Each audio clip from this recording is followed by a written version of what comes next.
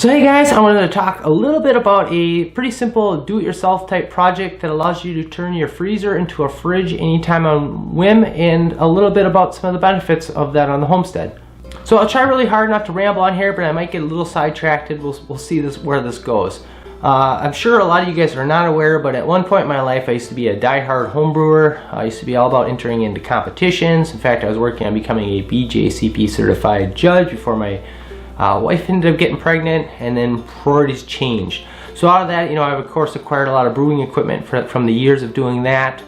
And there's one thing that we still use quite a bit on our homestead, and that is a temperature controller. So you can often get these at local brew shops. Usually they range from $80 and up depending on the features. Me being kind of a do-it-yourselfer, I wanted to find a way to build it cheaper and better. So I hit to the web searching for parts and different ideas, and stumbled across an amazing forum post on a brewing site where this guy basically went on eBay and found a aquarium thermostat and used that to build one.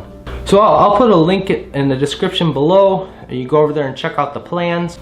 So the way that we often use this is come midsummer, our garden really starts producing quite a bit of stuff. We're going out there every day harvesting things, but often don't have time to preserve them until the weekends.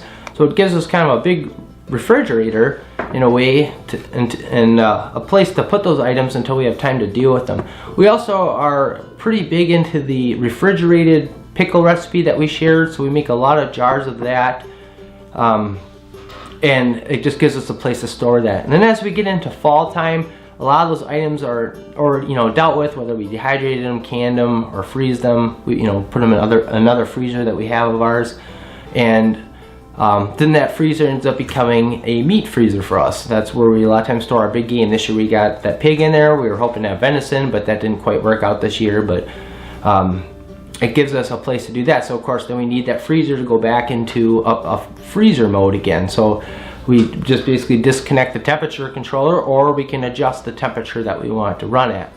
So let's talk a little bit about how this box works. There's a hot and there's a cold outlet. What you do is you plug this box into the wall, you set your temperature, and then you plug your freezer into the cold side.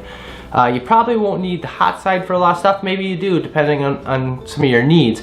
But the way I used to use it for the home brewing side of stuff is I'd plop a little small space heater and then plug the space heater into the hot side. And then you can go on the temperature controller, set whatever temperature you want it set at, and then you can also set the fluctuation. So let's say you set it at 36 degrees and you set a fluctuation of 2 degrees. The temperature will rise up to 38 degrees, then the cooling side will kick on and keep going until it gets down to the temp.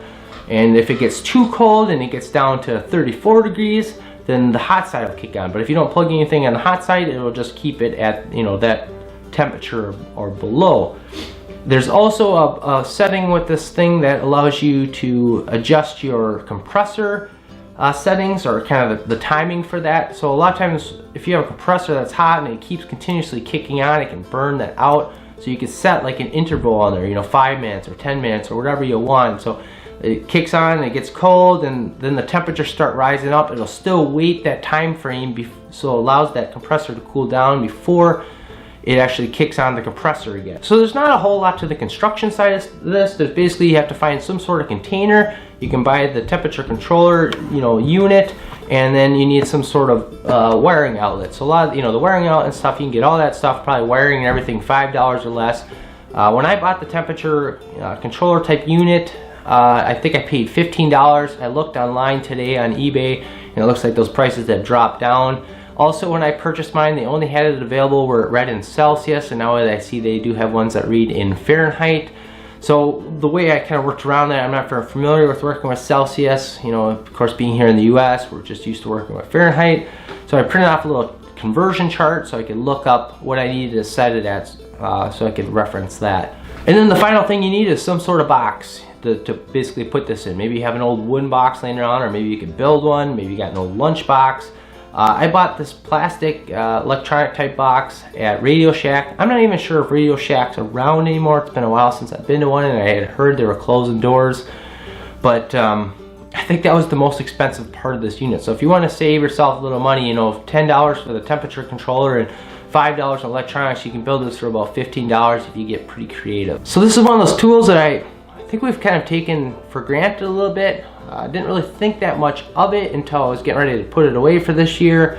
I was like, you know, maybe I'll share this with someone else. It's definitely made things a lot more flexible for us.